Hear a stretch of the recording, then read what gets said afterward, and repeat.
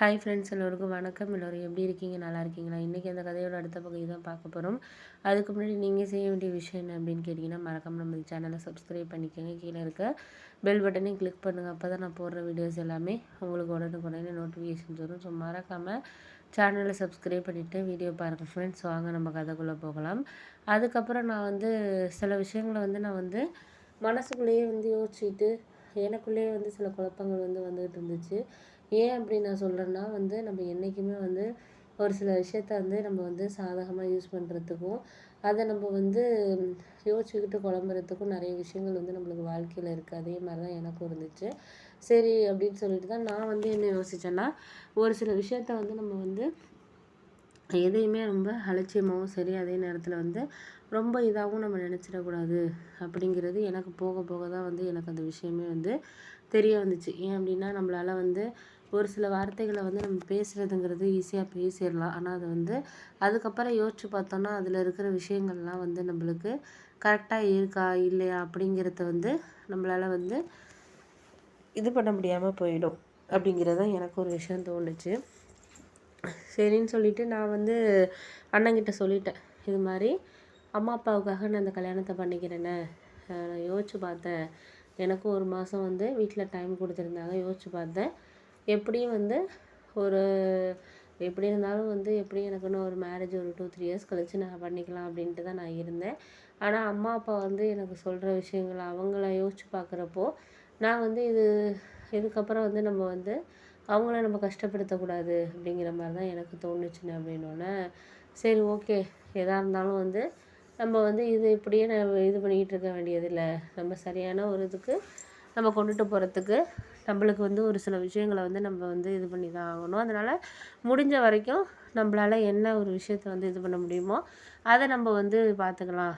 அந்த பொண்ணுக்கு என்னால் முடிஞ்சது ஏதோ ஒரு வாழ்க்கையை சந்தோஷமாக இது பண்ணிக்கலாம். ஏன்னா நம்ம மாமா இறந்ததுக்கு அப்புறம் இறக்கிறதுக்கு முன்னாடி நிறைய ஹெல்ப் பண்ணியிருக்காரு நம்ம வீட்டுக்கு.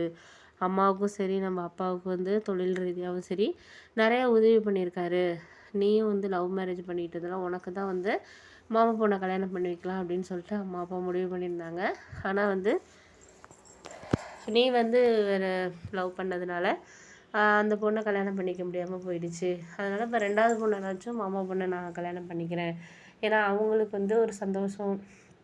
அம்மா அப்பா என்ன நினைக்கிறாங்கன்னா, இதே வேறு எங்கேயாச்சும் அந்த பொண்ணை கல்யாணம் பண்ணி கொடுத்தாலும், இப்போ நம்ம நகை போட்டு பண்ணி செஞ்சு கல்யாணம் பண்ணி கொடுத்தாலும் அந்த பொண்ணு அந்தளவுக்கு சந்தோஷமாக இருக்கா இல்லை என்ன ஏதுங்கிறத நம்ம நாளைக்கு அது வாழ்க்கை சரியில்லை அப்படின்னு சொன்னால் நம்மளால் மனசு ரொம்ப கஷ்டப்படுற மாதிரி ஆகிடும்.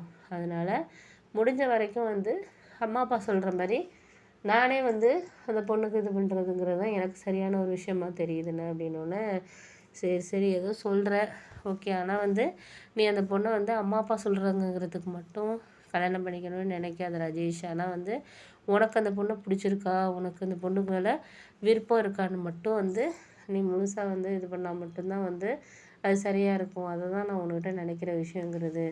முடிஞ்ச வரைக்கும் நீ அந்த பொண்ணை விரும்பியதுக்கு பாரு. அப்பா அம்மா சொல்கிறாங்கங்கிற ஒரு ரீசனுக்காக மட்டும் நீ கல்யாணம் பண்ணுற அப்படிங்கிறது இருக்காது.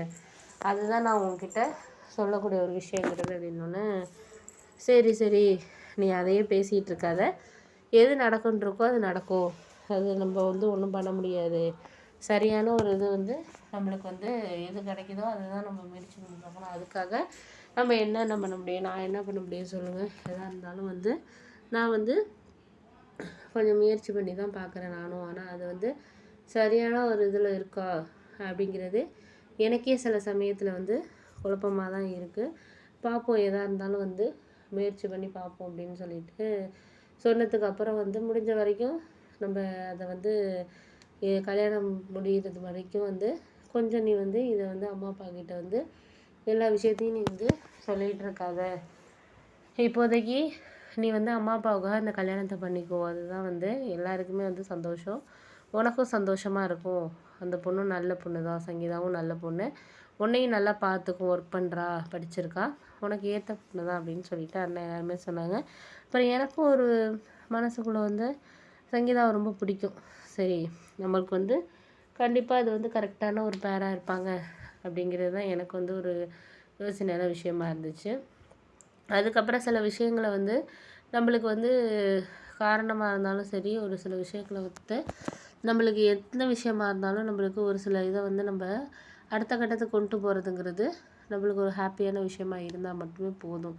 அதுதான் நம்மளுக்கு ஒரு சந்தோஷத்தை தரக்கூடிய விஷயமா இருக்கும் அப்படிங்கிறதா எனக்கு வந்து ஒரு தோணக்கூடிய விஷயமா இருந்துச்சு. அதுக்கப்புறம் நடந்துச்சுன்னா அடுத்த ஒரு பக்கத்தில் உங்கள்கிட்ட சொல்கிறேன் ஃப்ரெண்ட்ஸ்.